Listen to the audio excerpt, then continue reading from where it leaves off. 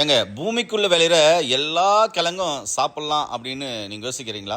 சாப்பிட்லாம். ஆனால் முக்கியமாக பூமிக்குள்ள விளையிற ஒரு கிழங்கு நான் உங்களுக்கு சஜஷன் பண்ணுவேங்க. என்னென்னா அதுக்கு பேர் கருணை கிழங்கு. இப்போ பார்த்துருக்கிற செடி பேர் தான் கருணை கிழங்கு செடி. அந்த செடிக்கு கீழே கிழங்குகள் இருக்கும். அதை பறித்து நம்ம சாப்பிட்டு வந்தோம்னா பைல்ஸுக்கு அவ்வளோ நல்லது.